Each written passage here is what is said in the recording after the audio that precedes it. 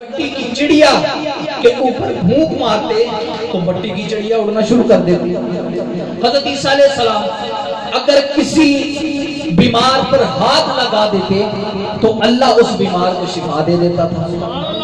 اسی طرح حضرت موسیٰ علیہ السلام کا عصا، جیسا کہ آپ نے سنا ہے کہ وہ سانپ بن جاتا تھا اور سانپ بن کر سب کو نگل جاتا تھا۔ اس طرح کہ اللہ نے مختلف معجزات انبیاء کو عطا فرمائے، کسی کو ایک دیا، اس نے اپنی ساری زندگی میں دلیل مانگنے والے کو وہ ایک ہی معجزہ عطا کیا۔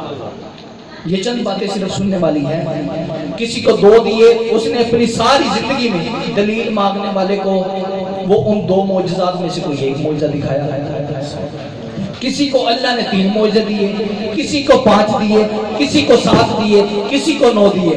میں ادھر آپ کے نالج میں ایک اضافہ کرتا جاؤں کہ زیادہ سے زیادہ اگر اللہ نے کسی نبی کو معجزے دیے ہیں تو ان کی تعداد 9 سے زیادہ اللہ نے کسی نبی کو معجزے عطا نہیں کیے۔ لیکن میں قربان جاؤں مصطفیٰ کی ذات پر، رب نے فرمایا کہ یا ایھا الناس لوگوں، یاد ہے نا کہ تم جب میری طرف سے آتے تھے تو دلیلیں لے کر آتے تھے۔ فرمایا لوگوں یاد رکھو، یہ جو میرا محبوب آ رہا ہے یہ دلیلیں لے کر نہیں آ رہا بلکہ رب کی دلیل بن کر اس دنیا میں تشریف لا رہا ہے۔ رب کی دلیل بن کر اس دنیا میں تشریف لا رہا ہے۔ تو اعلیٰ حضرت نے فرمایا تھا کہ خلق سے اولیاء، اولیاء سے رسول، اور رسولوں سے اعلیٰ ہمارا نبی۔ میرے نبی کے بال بھی معجزہ، میرے نبی کا ناخن بھی معجزہ، میرے نبی کا چلنا بھی معجزہ، میرے نبی کی گفتگو کرنا بھی معجزہ، میرے نبی کا اٹھنا بھی معجزہ، میرے نبی کا بیٹھنا بھی معجزہ، میرے نبی کا چلنا بھی معجزہ، میرے نبی کا کسی کے ساتھ بات چیت کرنا یہ بھی معجزہ۔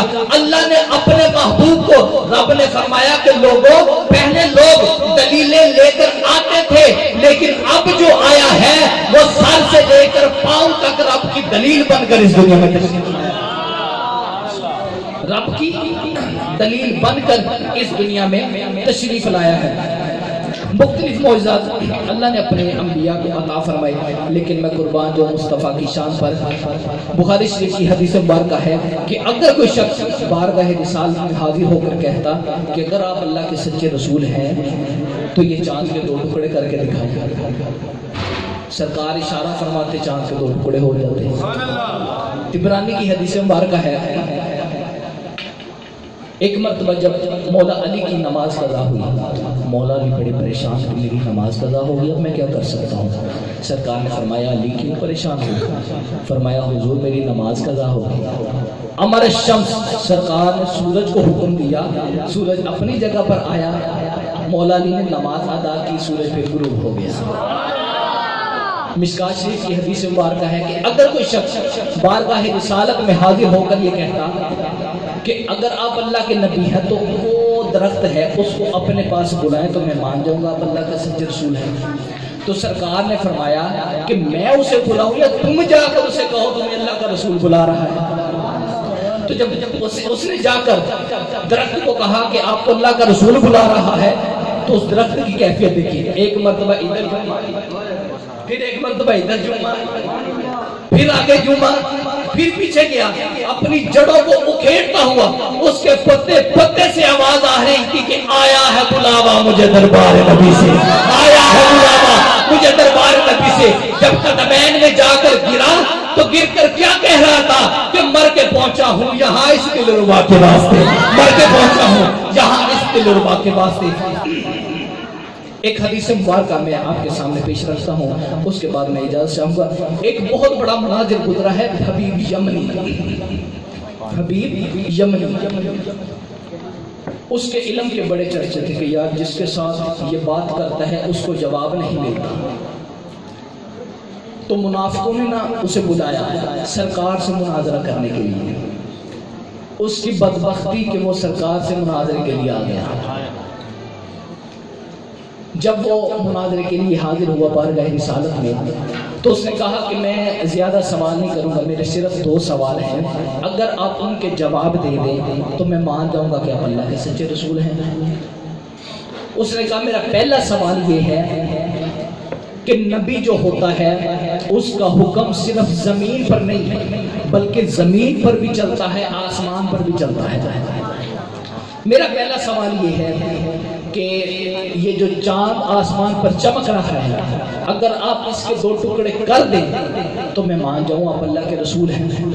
تو سرکار نے فرمایا تم ایسا کرو کہ جس نے تمہیں بھیجا ہے انہیں جا کر اعلان کر دو کہ فلاں وقت فلاں جگہ پر حاضر ہو جائیں، میں وہ کر کے دکھا دوں گا۔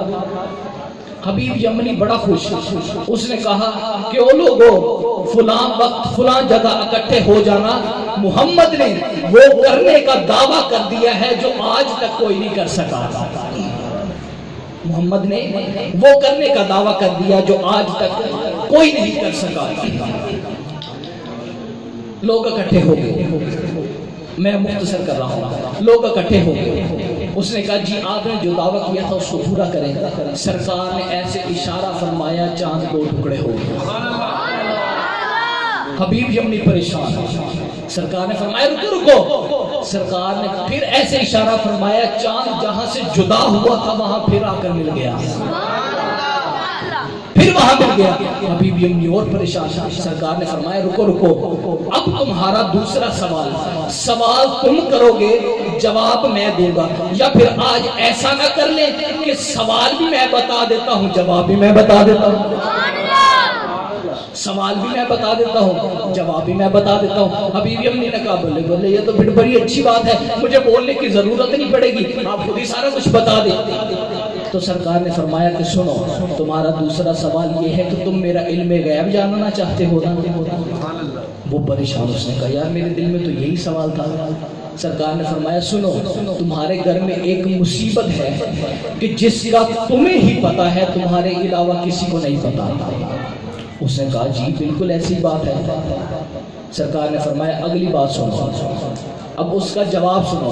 حبیب یمنی تمہارے گھر میں ایک بیٹی ہے تمہاری، جو بول نہیں سکتی، جو چل پھر نہیں سکتی، جو اٹھ نہیں سکتی، جو کھا پی نہیں سکتی، وہ علیم ہے، اپنی زندگی اور موت کی کشمکش میں ہے، وہ اپنی موت کا وقت دیکھ رہی ہے۔ حبیب یمنی نے کہا یار میری تو دل میں یہی بات تھی جو میں نے ان سے پوچھنی تھی۔ سرکار نے فرمایا کہ یہ میری شان کے لائق نہیں ہے کہ جس بیمار کا میری زبان پر نام آ جائے پھر وہ بیمار رہے، یہ محمد کی شان کے لائق نہیں ہے، یہ محمد کی شان کے لائق نہیں ہے۔ حبیب یمنی گھر جا کر دیکھ، اللہ تیری بیٹی کو شفا عطا فرما چکا ہے، اللہ تیری بیٹی کو شفا عطا فرما چکا ہے۔ حبیب یمنی تیز قدموں سے اپنے گھر کی طرف گیا، گھر جا کر کیا دیکھتا ہے، اس نے دروازہ کھٹکھٹایا اور دروازہ کھولتی ہے اس کی وہ بچی جو پاؤں سے چل نہیں سکتی تھی، جو ہاتھوں سے پکڑ نہیں سکتی تھی، جو بول نہیں سکتی تھی، جو اٹھ نہیں سکتی تھی۔ حبیب یمنی دیکھ کر اور پریشان ہو گیا۔ حبیب یمنی نے کہا یہ کیا ماجرا ہے؟ اس نے بیٹی نے کہا کہ آپ مجھے جیسے چھوڑ کر گئے تھے میں تو ویسے ہی تھی، زندگی اور موت کی کشمکش میں تھی، لیکن اچانک میری آنکھوں کے سامنے ایسا سونا چہرہ آیا، خدا کی قسم اس سے پہلے میری آنکھوں نے کبھی ایسا نہیں چہرہ دیکھا تھا، میری آنکھوں نے کبھی ایسا چہرہ نہیں دیکھا تھا۔ حضرت جابر رضی اللہ تعالیٰ عنہ فرماتے ہیں کہ ایک ایسا دن آیا کہ رات 14ویں کا چاند چمک رہا تھا، سرکار آرام فرما رہے تھے، سرکار نے دھاری دار چادر اوڑھی ہوئی تھی سرخ رنگ کی۔ تو حضرت جابر فرماتے ہیں کہ سرکار نیچے آرام فرما رہے تھے، میں کبھی ایک نظر چاند کی طرف دیکھتا، ایک نظر آمنہ کے لال کی طرف دیکھتا، ایک نظر چاند کی طرف دیکھتا، ایک نظر آمنہ کے لال کی طرف دیکھتا۔ تو حضرت جابر فرماتے ہیں کہ خدا کی قسم آسمان پر چاند چمک رہا تھا، زمین پر آمنہ کا لال چمک رہا تھا۔ نعرہ تکبیر، نعرہ رسالت، نعرہ رسالت، نعرہ حیدری، حیدری، نعرہ حیدری۔ حضرت ابو ہریرہ فرماتے ہیں کہ جب دن کا وقت ہوتا تھا تو ہم سرکار کے چہرے کی طرف دیکھتے ہیں، ایک نظر سورج کی طرف دیکھتے، ایک نظر سرکار کے چہرے کی طرف دیکھتے، ایک نظر سورج کی طرف دیکھتے، کہتے خدا کی قسم سرکار کا چہرہ سورج سے زیادہ چمکتا نظر آتا تھا، سورج سے زیادہ چمکتا نظر آتا تھا. ابھی بھی امی کہتے ہیں میں جب گھر جا کر دیکھا تو میں نے دیکھا تو ماجرا کچھ اور تھا. میری بیٹی کو اللہ نے شفا عطا فرما چکی تھی. اس بیٹی نے اپنے باپ کا ہاتھ پکڑا اور لے کر محمد کی بارگاہ میں حاضر ہو گیا. محمد کی بارگاہ میں حاضر ہو کر اسلام قبول کیا اور اسلام کا لبادہ ہو گیا. یہ ہے سرکار کے کمالات. مجھے دکھ ہوتا ہے سوشل میڈیا پر دیکھ کر کہ ایک طبقہ ایسا ہے جو صرف اسی چیز کو ثابت کرنے پر لگا ہے کہ سرکار 9 تاریخ کو آئے, 10 تاریخ کو آئے, 12 تاریخ کو آئے, 1 تاریخ کو آئے. یار کیا ہو گیا؟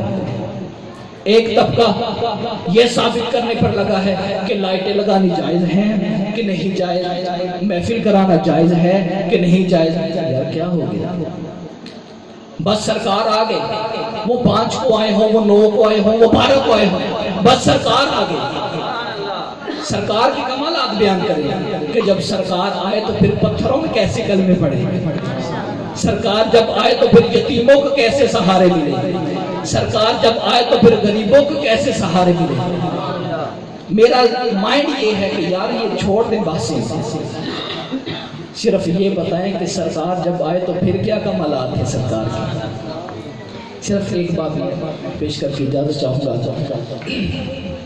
یہ ہم میلاد منا رہے ہیں, محفلیں کرتے ہیں, بالکل کرنی چاہیے. سرکار کی آمد کی خوشی منانی چاہیے اور دھوم دھام سے منانی چاہیے. لیکن یہ جو محافل ہیں یہ سرکار سے محبت کی معراج نہیں ہے,